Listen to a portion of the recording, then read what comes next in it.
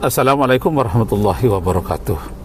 Syukur alhamdulillah kita persembahkan kehadirat Allah Subhanahu wa taala.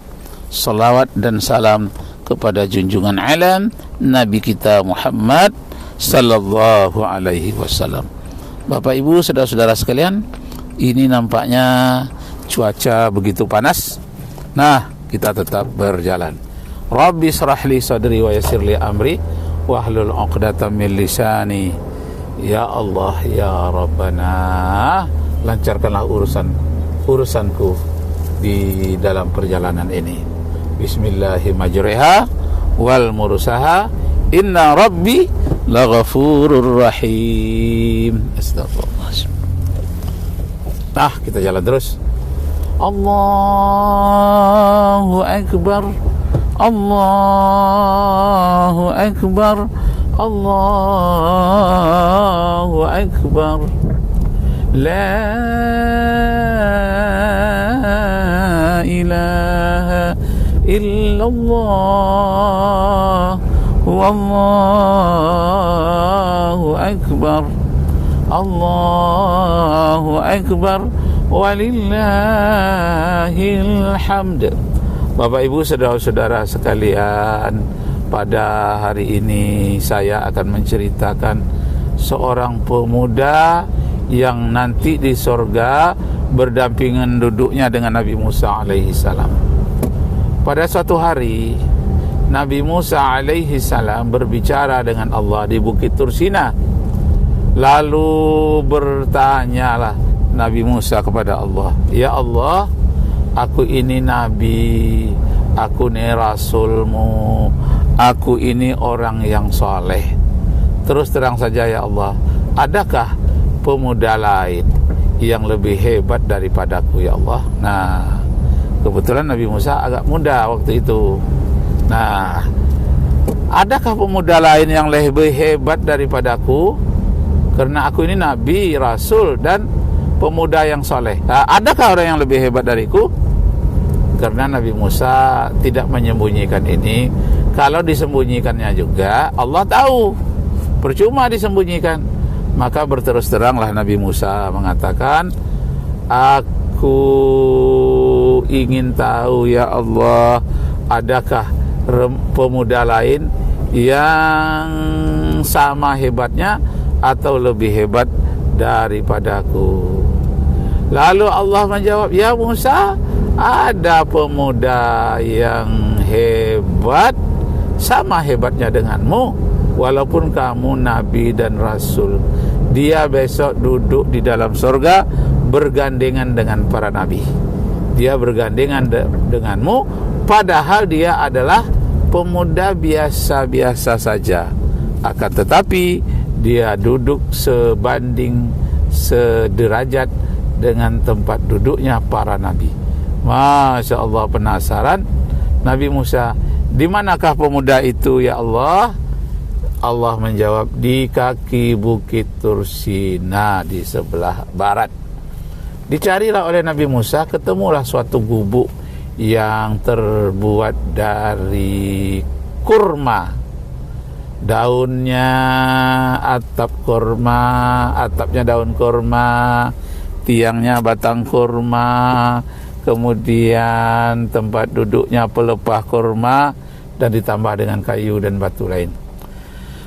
Nah, ketika Nabi Musa memberi salam kepadanya, katanya, "Tunggu sebentar." Dia jawab salam, dia hubungi, dia katakan, "Intazar suwayyah" atau "Intazar lahzatan", tunggu sebentar. Nah, ditunggulah oleh Nabi Musa. Tetapi pemuda ini tidak tepat waktu. Katanya sebentar, nyatanya agak lama. Karena agak lama, maka marahlah Nabi Musa di dalam hatinya, tidak dikeluarkannya. Nah, baru saja dia ingin marah, dia intiplah apa pekerjaan pemuda ini di dalam rumah, kok lama sekali waktunya. Dilihatlah oleh Nabi Musa, rupanya pemuda ini pekerjaannya memelihara babi digendongnya babi yang besar, dikasih makan, dikasih minum, sudah mandi, dilap bagus-bagus, sudah itu digendongkannya ke dalam kamar yang lain. Masih diintip oleh Nabi Musa, dilihat dari kamar yang lain digendongnya lebih besar daripada babi yang pertama. Lalu dimandikannya, dilapnya, dan diberi makan kue, makan makanan, umbi-umbian dan banyak makanan lainnya. Setelah itu tangannya tak disamak lagi, langsung pergi keluar menemui Nabi Musa. Ketika dia mengulurkan tangan, Nabi Musa tidak sudi bersalaman dengan pemuda itu. Kata Nabi Musa, apa agamamu? Katanya, agamaku agama tauhid. Siapa nabimu? Nabi Musa alaihi salam. Nah, aku inilah yang Nabi Musa. Aku inilah pembawa agama tauhid. Bukankah dalam agama tauhid dikatakan haram hukumnya memelihara babi? Kenapa kau memelihara babi? Menangislah pemuda ini. Babi itu sebetulnya, hei Nabi Musa, adalah ayah dan ibu kandungku, katanya. Cuma bentuknya seperti babi. Masya Allah. Apa kesalahan ayah dan ibumu?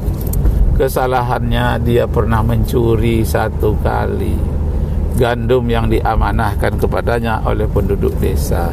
Karena dia susah untuk mendapatkan makanan, gandum yang diamanahkan itu diambilnya sedikit sekadar untuk makan, tapi dia lupa membayarnya setelah bertahun-tahun. Akhirnya dapat kutukan ini, barulah dia teringat dia pernah memakan padi rakyat. Korupsi. Nah, inilah bahayanya korupsi. Amanah orang justru dimakannya, sudah dimakan tidak pula diganti. Itulah kesalahan ayah dan ibuku, kata pemuda itu.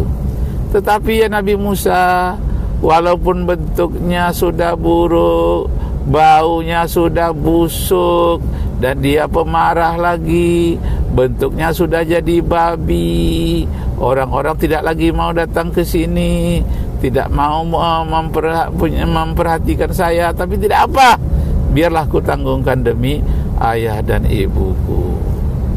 Jadi Nabi Musa pula yang menangis. Apa katanya? Oh, pantaslah Allah mengatakan engkau setingkat dengan nabi-nabi.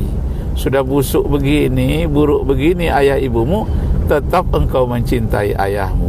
Kalau begitu engkau adalah pemuda yang sederajat dengan nabi-nabi. Mari kita doakan agar ayah dan ibumu supaya dikembalikan sebagai manusia yang benar, tidak lagi berbentuk babi. Maka berdoalah Nabi Musa dan sebagian pemuda itu pula berdoa khusus untuk orang tuanya. Nabi Musa pula yang mengaminkan. Ya Allah, ampuni dosaku dan dosa ibu bapakku yang telah korupsi. Pak Ibu dan saudara sekalian, tentang korupsi ini, karena susah orang pada waktu itu melakukan korupsi, susah makan.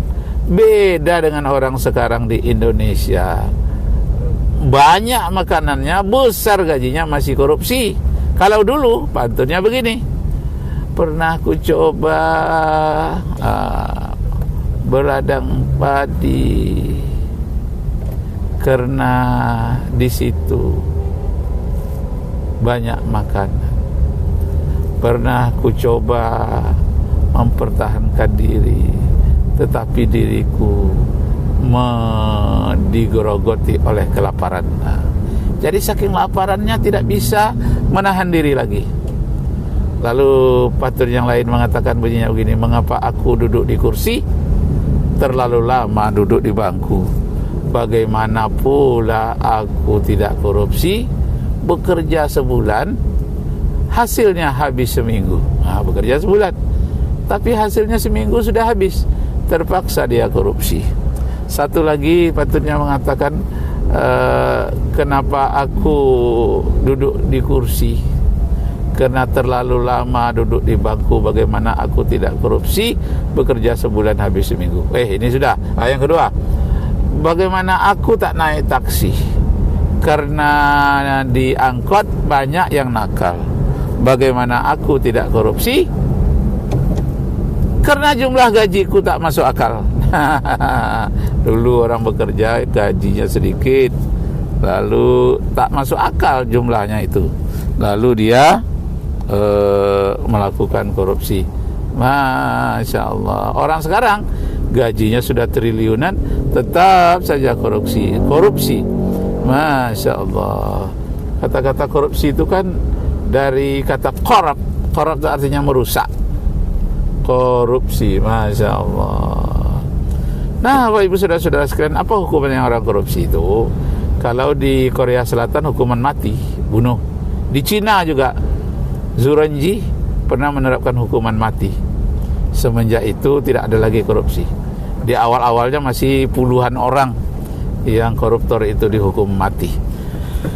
Apa kata Zuranji? Siapkan 100 peti mati, sisakan 1 untukku. Seandainya aku yang korupsi, peti mati itu untukku. Seandainya mereka korupsi, mereka pun akan ditembak, setelah itu dimasukkan dalam peti mati ini. Ya Allah. Nah, begitulah di Indonesia kalau mau mencontoh Cina atau mencontoh Korea Utara. Dikasihkan makan kepada anjing lapar atau kepada buaya, dicemplungkan ke tempat binatang buas. Na'udzubillahi min zalik. Nah, tapi itulah yang dilakukan orang mengingat betapa bahayanya korupsi. Nah, Bapak Ibu saudara-saudara sekalian, ya kita berhenti sebentar. Untuk sementara kita tutup. Wassalamualaikum warahmatullahi wabarakatuh. Berhenti di sini.